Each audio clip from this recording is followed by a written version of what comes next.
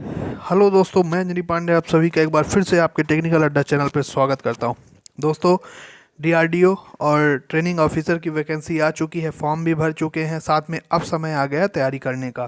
तो आज से आप लोग सभी को डेली का कहना चाहिए कि इलेक्ट्रिशियन थ्योरी से लेकर के वीडियो हम लेकर आएंगे और आपके सामने प्रोवाइड करेंगे।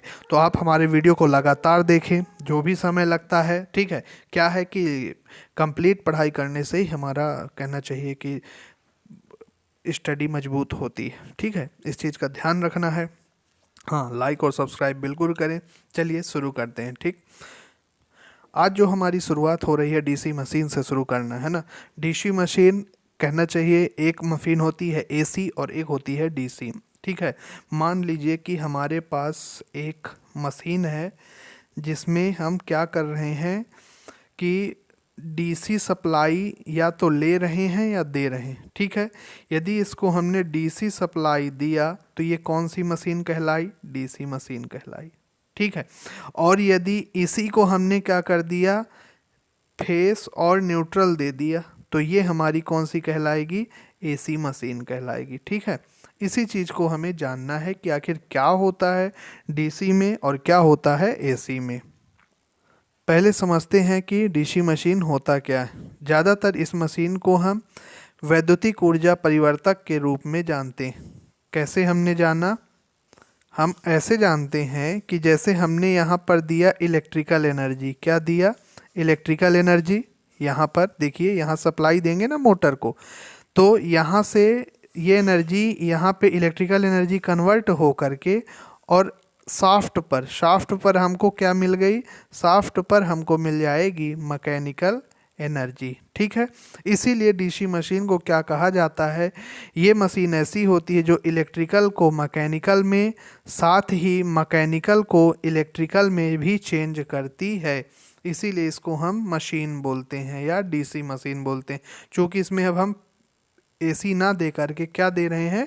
डीसी दे रहे हैं। ठीक, जैसे जनरेटर एक ऐसी मशीन है जो मैकेनिकल ऊर्जा को इलेक्ट्रिकल ऊर्जा में परिवर्तित करती है। साथ ही जो मोटर होती है वह इलेक्ट्रिकल ऊर्जा को मैकेनिकल ऊर्जा में परिवर्तित करती है। ध्यान रखिएगा, ये मशीनें, एक जनरेटर, एक मशीन होती है जनरेटर, एक मशीन होती है मोटर।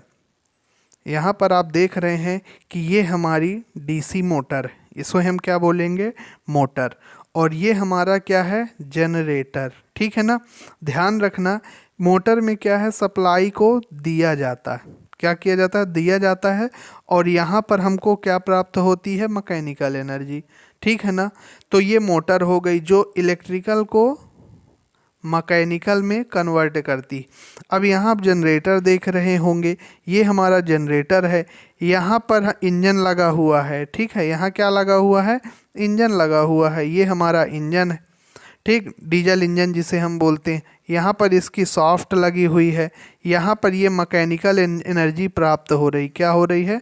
मैकेनिकल एनर्जी दिया जा रहा है। ये जनरेटर लगा हुआ। ठीक है, तो इस जनरेटर को शाफ्ट के द्वारा मैकेनिकल एनर्जी दी जा रही है। और ये जो बॉक्स है ना, यहाँ से हमको इलेक्ट्रिकल एनर्जी मिलती है। तो जनरेटर क्या कहलाता है? कि जो मैकेनिकल ऊर्जा को इलेक्ट्रिकल ऊर्जा में कन्वर्ट करता है। और मोटर क्या कहलाता है?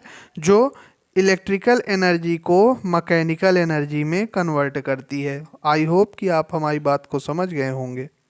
अब इन्हें घुमाने के लिए, जैसा अभी आपने देखा कि इसे घुमाने के लिए या तो हम यहाँ डीजल का प्रयोग कर रहे हैं, ठीक है, या फिर हम एयर का प्रयोग करते हैं। जैसे कि आपने पवन ऊर्जा देखा होगा, कुछ इस तरह से पवन चक्की होती है ना, और यहाँ पर जनरेटर स्थापित किया जाता है। यहाँ पे जब ये घूमता है तो कहना चाहिए एयर के द्वारा हमारा कौन घूमता है? आर्मेचर घूमता है। क्या घूमेगा?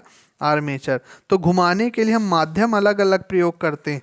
जैसे हवा का प्रयोग कर लें, पेट्रोल का प्रयोग कर लें, या फिर आप परमाणु ऊर्जा का प्रयोग कर लें। इन सभी के द्वारा आप क्या कर सकते हैं? किसी भी जनरेटर को घुमाने के लिए अलग अलग स्रोत का उपयोग कर सकते हैं। डीसी मशीन में जैसे जनरेटर है, उसको घुमाने के लिए अलग अलग सोर्स की ज़रूरत होती है। जैसे जल, वायु, परमाणु, पेट्रोलियम आदि के द्वारा हम क्या करते हैं, यांत्रिक शक्ति को जनरेटर के द्वारा इलेक्ट्रिकल शक्ति में परिवर्तित करते हैं। ये महत्वपूर्ण बात होगी। आजकल तो ज्वार और भाटा का भी इस्तेमाल किया जाता है, ठीक है, टाइडल एनर्जी के नाम से जिसे हम जानते हैं।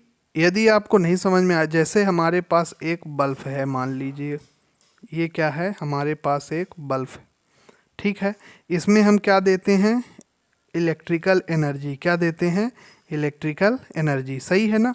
अब यहाँ पर हमको बल्ब क्या देता है भाई, क्या देता है, लाइट एनर्जी यानी प्रकाश ऊर्जा, है ना। एनर्जी का आपने वो पढ़ा होगा कि एनर्जी को ना तो पैदा किया जा सकता है और ना ही इसे समाप्त किया जा सकता है, उसे एक रूप से दूसरे रूप में क्या किया जाता है, परिवर्तित किया जाता है। समझ रहे हैं बात को। जैसे कि अपना है एक, ये तो हो गया बल्ब का मैटर। अब अपने पास मान लीजिए कि क्या है, फोटो डायोड सेल या सोलर सेल की बात करते हैं। ये आपने गांवों में सेल वो देखा होगा, प्रकाश सोलर प्लेट, उसमें बहुत छोटे छोटे सेल लगे होते हैं, ठीक है ना। अब इन्हीं सेलों में क्या है कि प्रकाश की किरणें पड़ने के बाद, मतलब लाइट एनर्जी को, प्रकाशीय ऊर्जा को ये किस में चेंज कर रहा है, विद्युत ऊर्जा में। तो ये हमारा सोलर सेल कहलाया, ठीक है। इस प्रकार से ऊर्जा का रूपांतरण होता है। अब समझ गए होंगे आप। अब डीसी मशीन के पार्ट, साधारणतः डीसी मशीन के 3 पार्ट होते हैं। एक होता है स्टेटर, दूसरा होता है आर्मेचर, तीसरा होता है कम्यूटेटर, है ना। देखिए आप लोग इस वीडियो को पूरा देखिए जिससे आपके बात समझ में आए, और नहीं आता है तो आप हमें कमेंट करके ज़रूर बताएं। देखिए अब क्या है कि पहला है स्टेटर भाग, ठीक है। स्टेटर भाग, देखिए किसी भी चीज़ में, चाहे वो मोटर हो चाहे जनरेटर है, एक घूमने वाला भाग होता है। काहे का, घूमने वाला। जो घूमने वाले भाग को या तो हम रोटर बोलते हैं, रोटर या आर्मेचर। क्या बोलेंगे, रोटर या आर्मेचर। ये बात समझ गए होंगे। एक भाग होता है स्थिर या फिक्स्ड, वो नहीं घूमता है बच्चों। तो जो भाग स्थिर होता है उसको हम क्या बोलते हैं, उसको हम स्टेटर बोलते हैं। क्या बोलते हैं, स्टेटर। ये दोनों बात समझ गए होंगे। जो घूमता है उसको आर्मेचर कहते हैं, जो भाग स्थिर होता है उसको स्टेटर कहते हैं।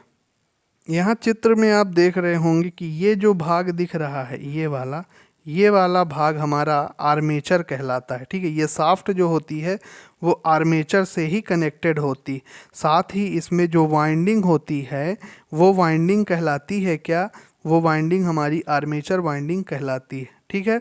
और आर्मेचर से ही यहाँ पर कम्यूटेटर कनेक्टेड होता है।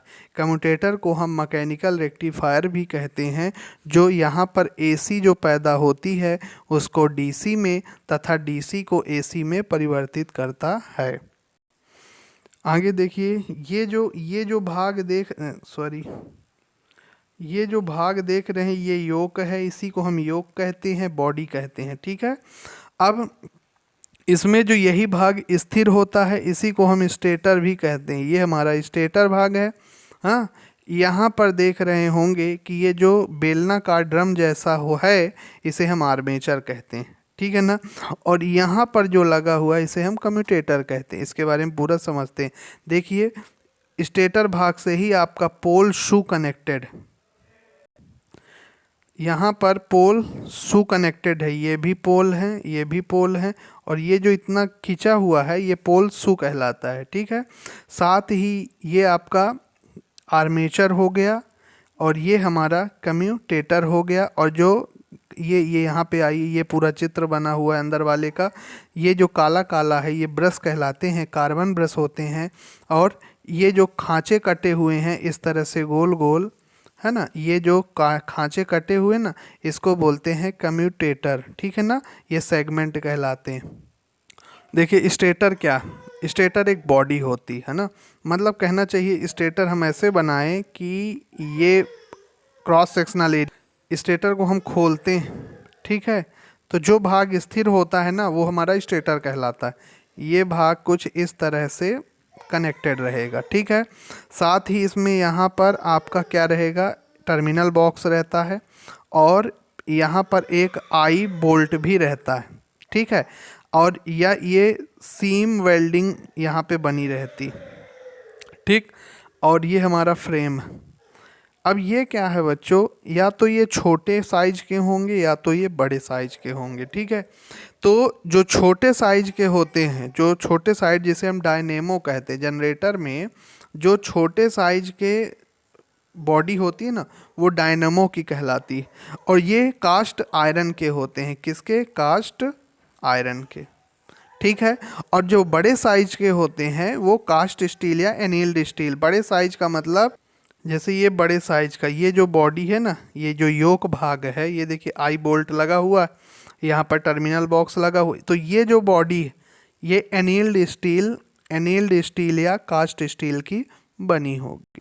देखिए स्टेटर, डीसी मशीन के स्टेटर सिलिकॉन स्टील की बनी खांचेदार संरचना होती है जो मशीन के दौरान स्थिर रहती है। जो मशीन कार्य करती है तो ये स्थिर रहती है। इसकी कोर को वार्निश करके ऑक्साइड की परत चढ़ाकर विद्युत रोधी बनाया जाता है, ठीक है ना।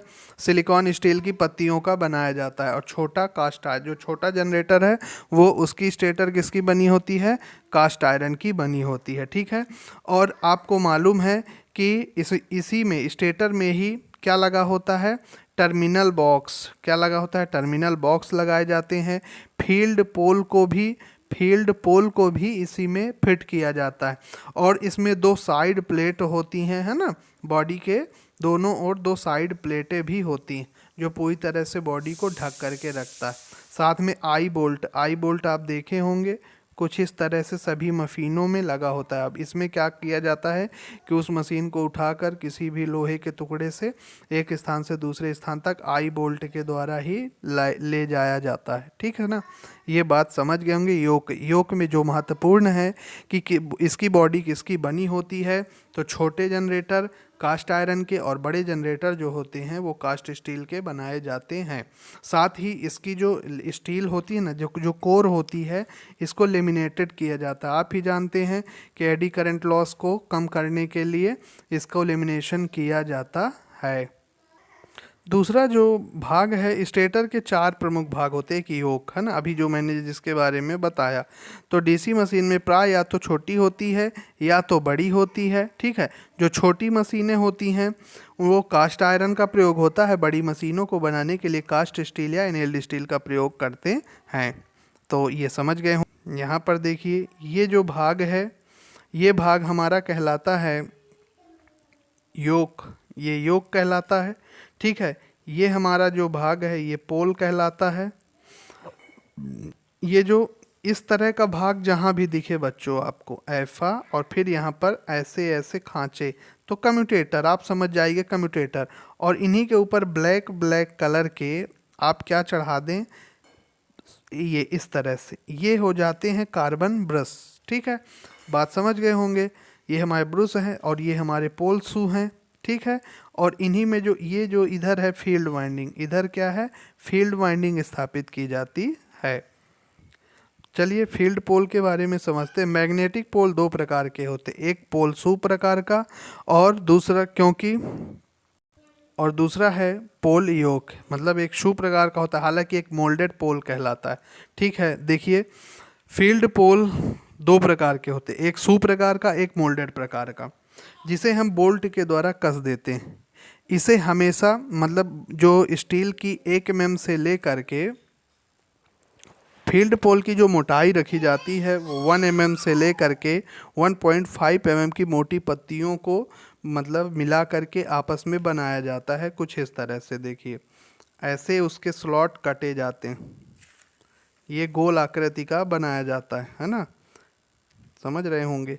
ये उसका कहना चाहिए, यहाँ पर फील्ड वाइंडिंग को स्थापित करते हैं, ठीक है। और ये उसका टीथ कहलाता है, ये भी प्रश्न आता है, ठीक है। ये किसका बना होता है कमेंट करके ज़रूर बताइए, है ना, अभी हमने इसके बारे में चर्चा किया। इसका फील्ड पोल का मुख्य उद्देश्य क्या है कि फील्ड वाइंडिंग को मतलब गोलाकार बनाया जाता है। ये फील्ड वाइंडिंग को रोक करके रखता है, जो आर्मेचर के चालकों के चारों ओर मतलब फ्लक्स फैलाने का भी कार्य करता है। देखिए कैसे, जैसे ये हमारा फील्ड पोल कुछ इस तरह से, है ना, ये हमारा पोल। इसको इस तरह से क्यों बनाया जाता है? क्योंकि ये इसमें हमने फील्ड वाइंडिंग स्थापित की। अब ये वाइंडिंग इधर उधर ना होने पाए, है ना, ऊपर नीचे ना खसकने पाए, इसीलिए इसको फैला। साथ ही फ्लक्स को फैलाने का भी कार्य करता है। क्या करता है? फ्लक्स को फैलाने का भी कार्य करता है। ठीक, इसका मुख्य कार्य यही है। तो ये फील्ड पोल बड़े जनरेटरों में होता है और छोटे जनरेटरों में परमानेंट मैग्नेट को इस्तेमाल किया जाता है। उसमें मतलब पोल सू प्रकार का नहीं होता है। ठीक है। और किसका बना होता है आपने कमेंट करके बताया होगा। सिलिकॉन स्टील की पत्तियों को लेमिनेटेड करके बनाया जाता है। इसमें देखिए एक सू सहित लेमिनेटेड पोल होता है। सू सहित लेमिनेटेड पोल, तो सू सहित लेमिनेटेड पोल जो होता है वो आपका कुछ इस तरह से, ध्यान देना, मैं बनाने की कोशिश कर रहा हूँ।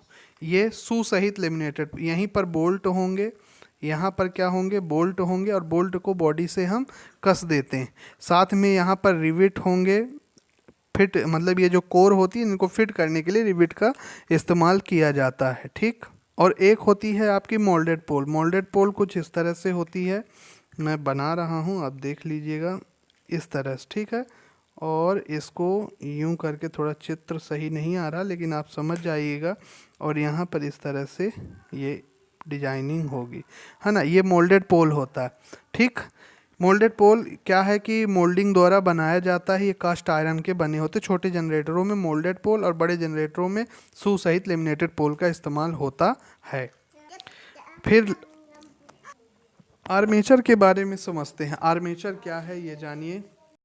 डीसी मशीन का जो गतिशील भाग होता है ना, उसी को हम आर्मेचर कहते हैं। आर्मेचर कई कोर की बनाई जाती है।